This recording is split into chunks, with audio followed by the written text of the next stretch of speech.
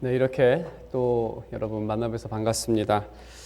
이번 저희가 함께 나눌 말씀은 요나서 말씀입니다. 요나서 말씀 첫 장에서 1절에서 10절까지 우리가 교독하도록 하겠습니다. 제가 먼저 1절 읽고 여러분께서 2절 읽으시고 우리가 번갈아 가면서 읽다가 10절은 함께 읽도록 하겠습니다. 네, 요나서에 기록된 하나님의 말씀입니다. 여호와의 말씀이 아미떼의 아들 요나에게 임하니라. 이르시되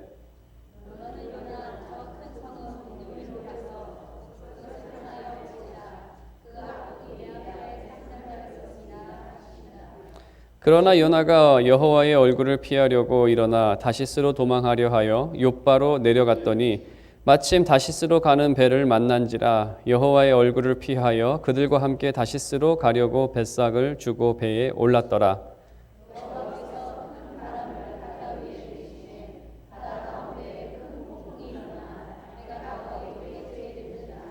사공들이 두려워하여 각각 자기의 신을 부르고 또 배를 가볍게 하려고 그 가운데 물건들을 바다에 던지니라. 그러나 요나는 배 밑층에 내려가서 누워 깊이 잠이 든지라.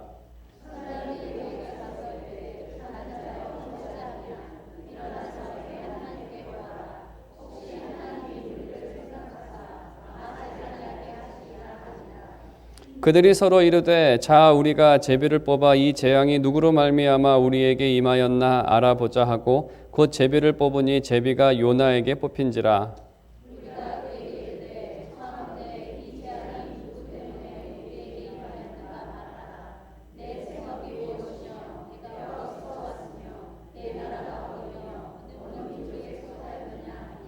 그가 대답하되 나는 히브리 사람이요 바다와 육지를 지으신 하나님 하늘의 하나님 여호와를 경외하는 자로라 하고 자기가 여호와의 얼굴을 피함인 줄을 그들에게 말하였으므로 무리가 알고 심히 두려워하여 이르되 내가 어찌하여 그렇게 행하느냐 하니라.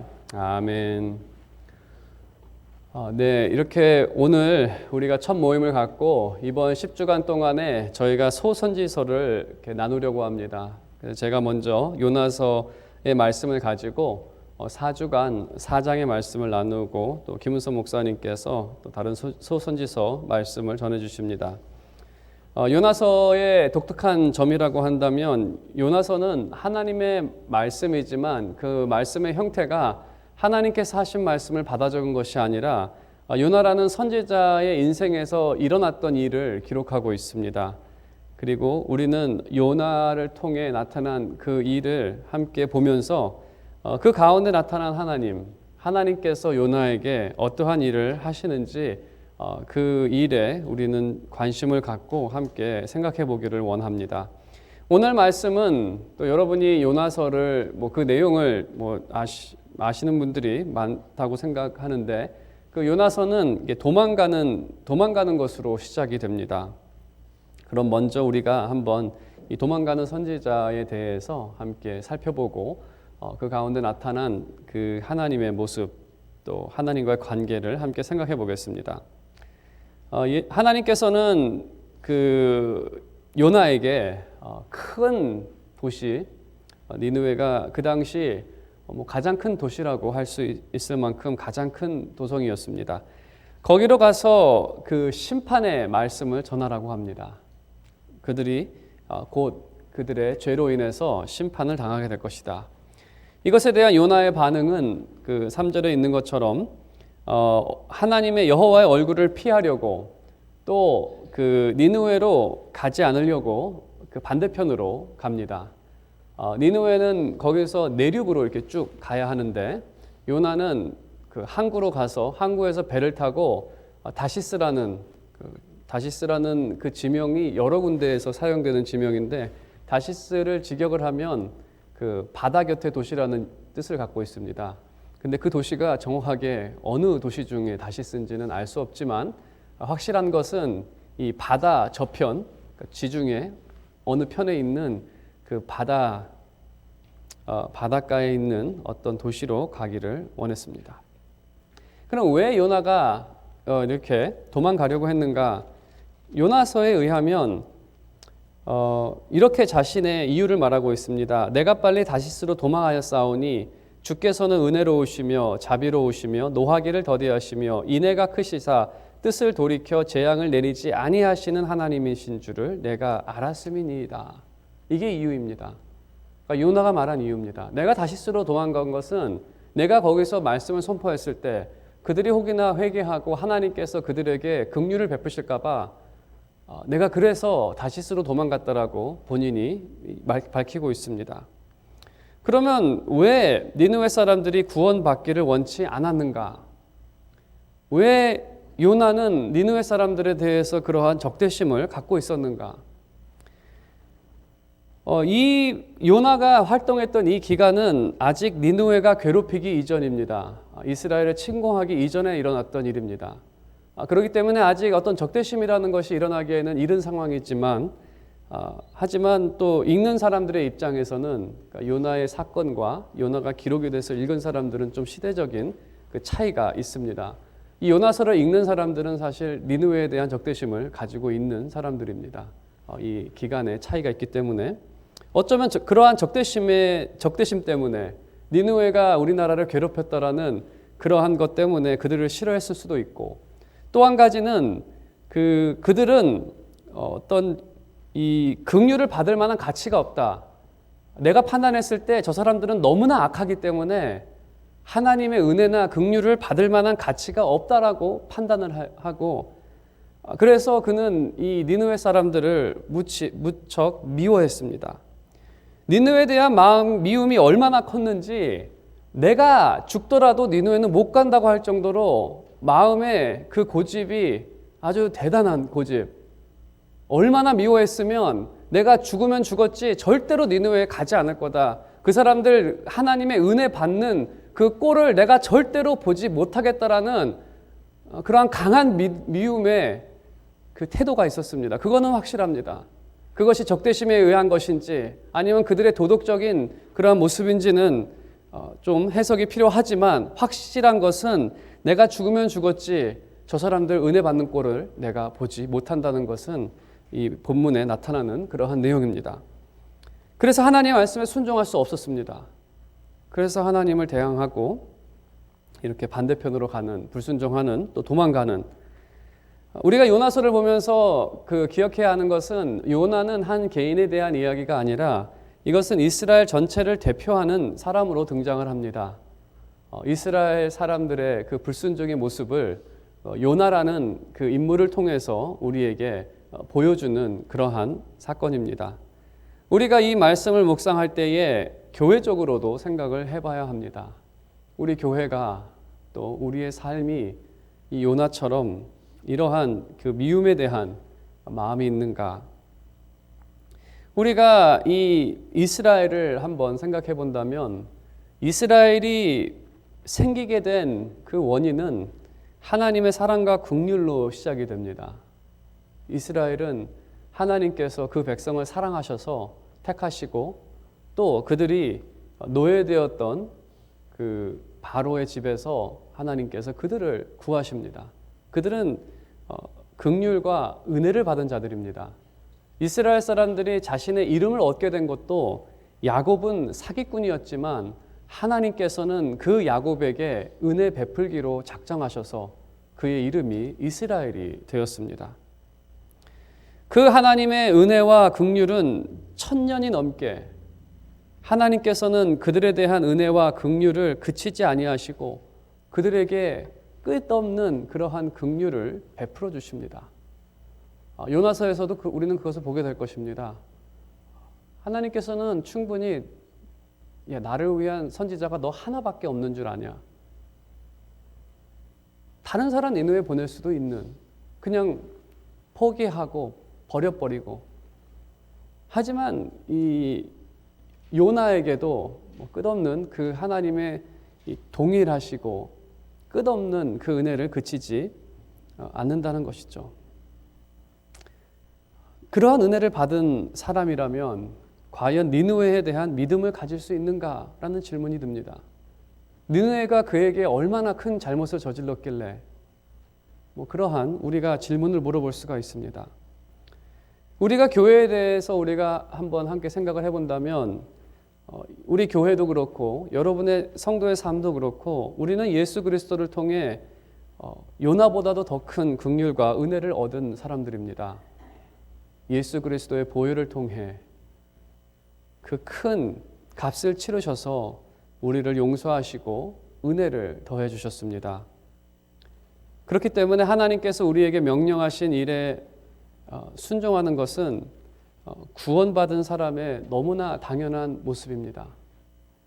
때로는 우리에게 정말 우리가 판단할 때에 그 은혜를 받을 만한 가치가 없다라고 생각하는 사람들에게도 하나님께서는 우리에게 명령하셔서 그들에게 나아가 또 화해도 하고 또 그들을 섬기고 또 그들을 위해 살라는 그러한 명령을 주실 때가 있습니다. 하지만 우리가 마음에 내키지 않는, 내가 저 사람을 싫어하기 때문에 저 사람이 나한테 무슨 일을 했는지 당신이 알고 있냐고 라고 따지면서 나는 끝까지 못하겠다라고 하는 그런 모습을 보일 때가 있다는 것입니다. 과연 이스라엘 백성들이 니느웨에 대해서 그렇게 반응할 수 있을지, 또 우리가 그리스도의 은혜를 받은 우리가 과연 하나님 앞에 그러한 변명을 대면서 불순종할 수 있을지, 과연 1만 달란트를 받은 우리가 다른 형제 자매에 대해서 100데나리온 용서해달라는 그것을 불순종할 수 있는지, 우리가 그 비유를 들으면서도 그것은 아니라고 얘기를 합니다.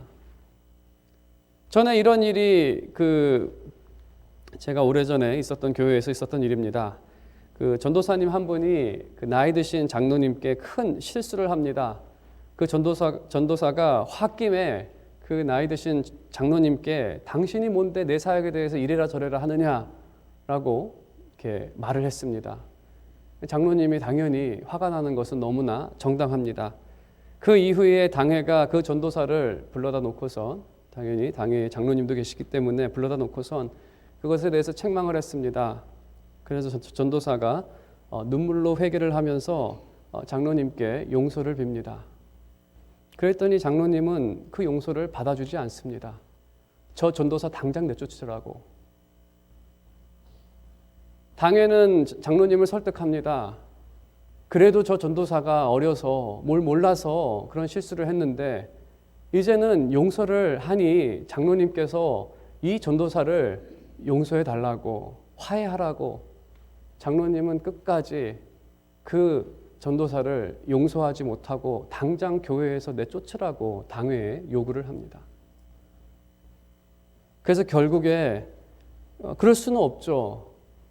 왜냐하면 주님의 명령은 분명하지 않습니까? 7번에 7번이라도 용서해야 되는데 당회의 입장은 당연히 용서하는 방향으로 가야 합니다.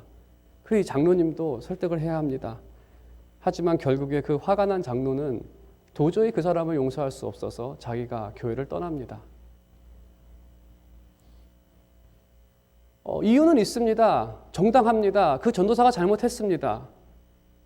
그런데 하나님께서 화해하라고 하셨을 때, 용서하라고 하셨을 때 하나님께서는 우리에게 너무나 큰 용서를 해주셨는데 그거에 대해서 우리가 형제 자매에 대해서 용서하는 것은 너무나 당연한 것 아닙니까? 우리는 주기도문에서도 이렇게 기도를 하나님께 드립니다. 하나님께서 내가 남을 용서한 것처럼 하나님도 나를 용서해 달라고. 사실 우리가 하나님의 긍휼을 받았다는, 그 사랑을 받았다는 증거는 다른 사람을 용서할 때 나타납니다. 하지만 역설적인 것은 아무리 은혜를 받고 긍휼을 받아도 이 용서함이 나타나지 못한다는 것이죠. 그것이 바로 이 요나의 모습이고 또 이 시대를 살아가는 많은 크리스찬들에게도 여전히 이러한 모습이 나타난다는 것입니다.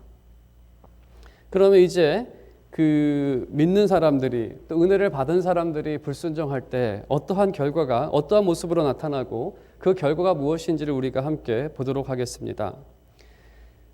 이 삐딱한 마음에서 이 불순종하는 사람들은 그 행동들이 너무나 어리석게 나옵니다. 먼저 요나는 하나님의 얼굴을 피합니다.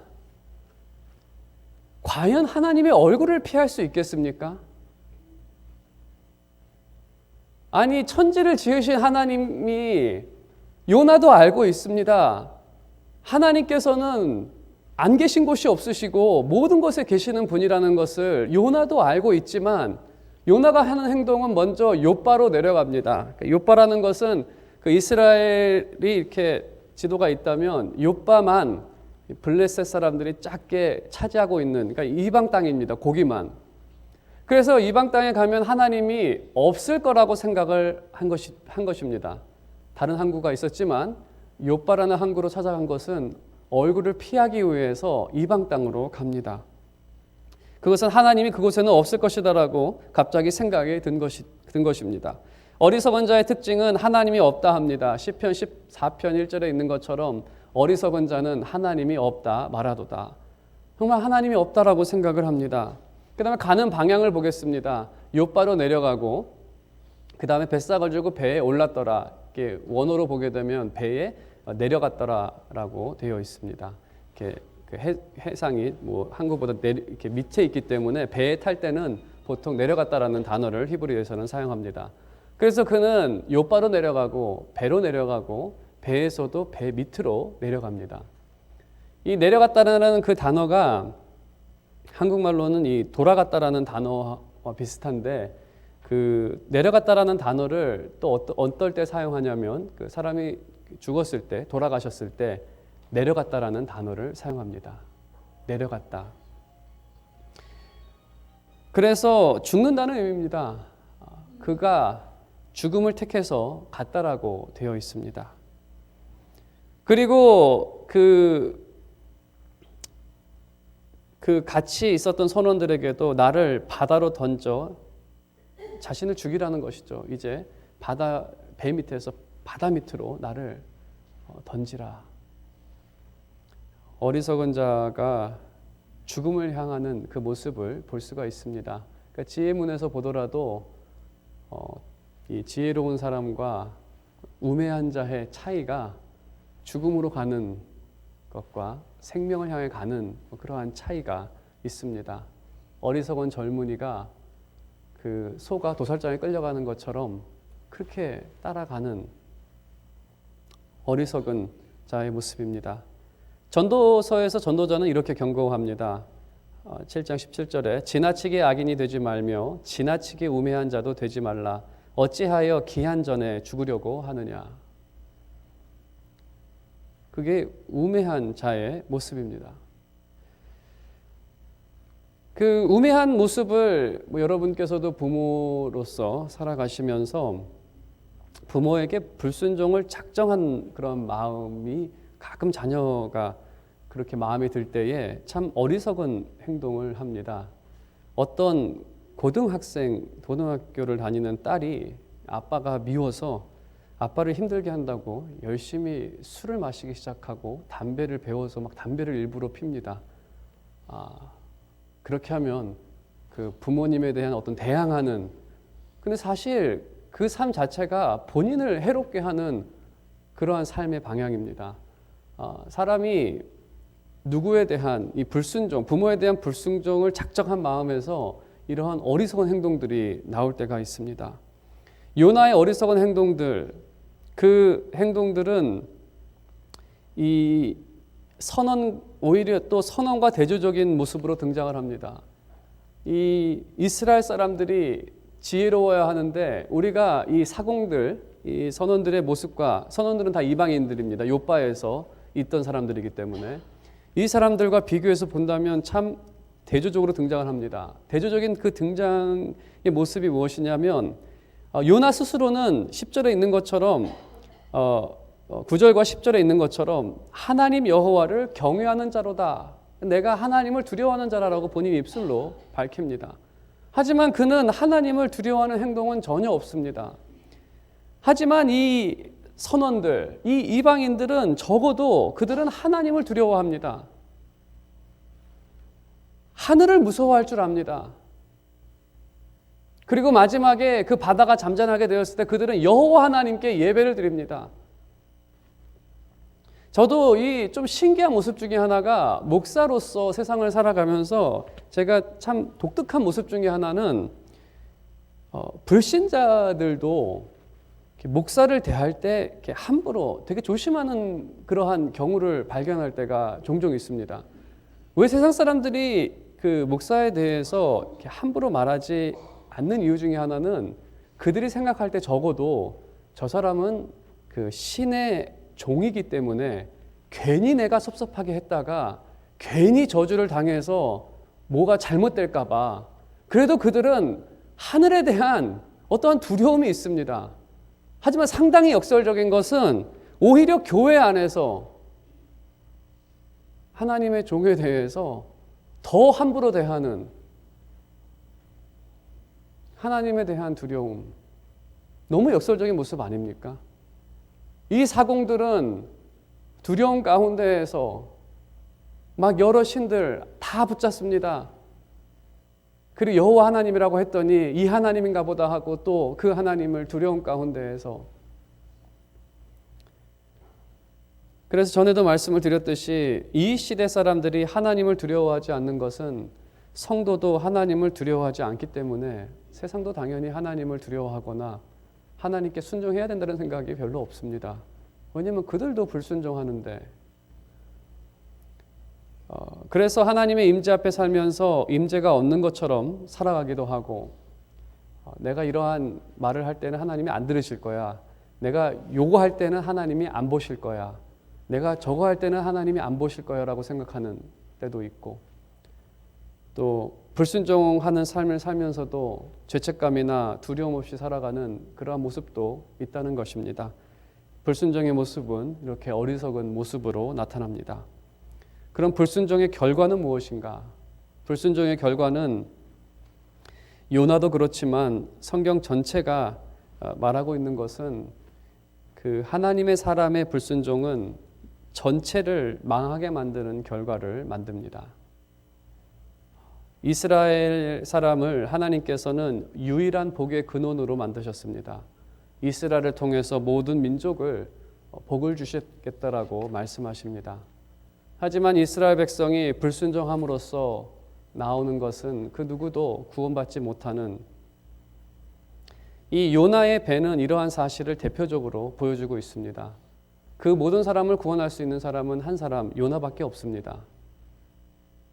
요나가 다시 순종한 마음으로 배를 돌려서 갑시다 하면 다 삽니다. 마치 이 모습은 인류의 모습을 이렇게 작게 보여주는 그러한 모형적 모습입니다. 그 말의 의미는 아담 한 사람의 순종과 불순종을 통해서 온 인류가 죽음이냐 생명이냐 달려 있었던 그 모습을 가장 단편적으로 보여주는 그러한 모습입니다.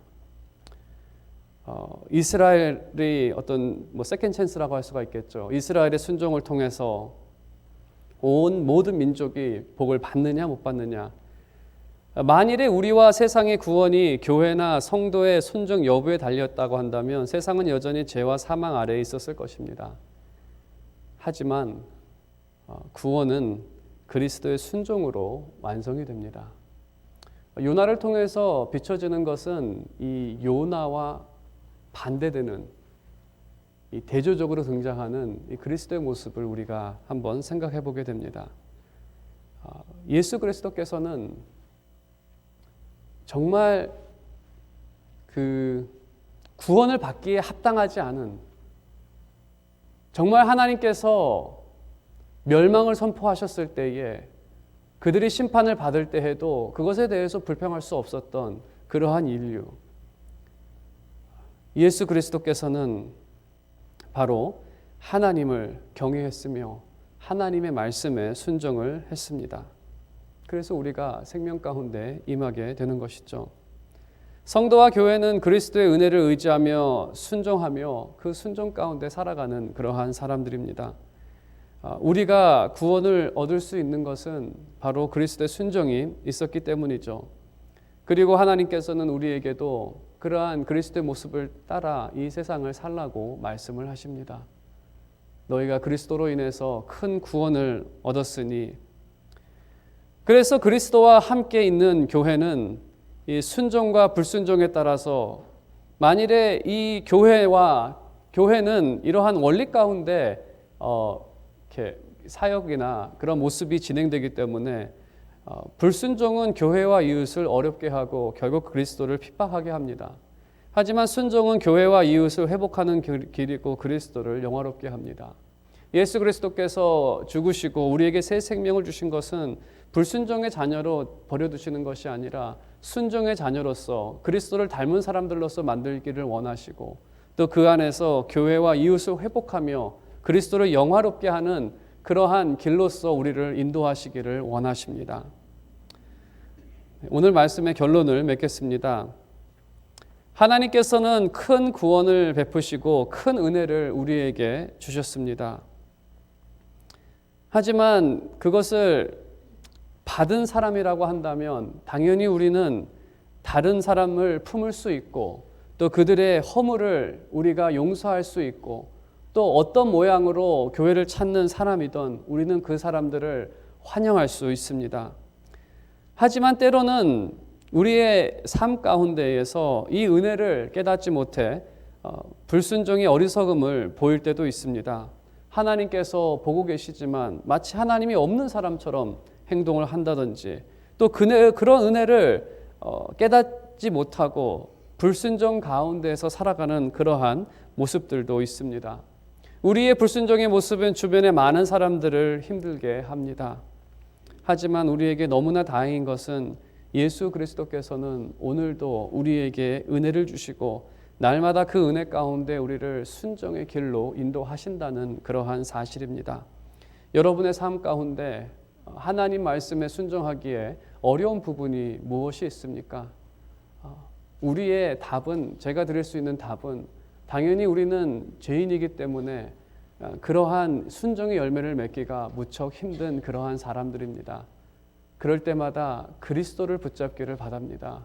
주님, 우리에게 은혜를 허락해 주셔서 정말 그 사랑과 그 은혜가 너무나 커서 정말 내가 더 많은 사람을 품을 수 있고, 더 많은 사람을 환영할 수가 있고, 더 많은 허물을 덮을 수 있는 그러한 은혜로 나를 인도해 달라고, 진정으로 그리스도의 은혜가 여러분을 회개와 순종의 열매로 인도하는 그러한 은혜가 되시기를 주님의 이름으로 축원드립니다.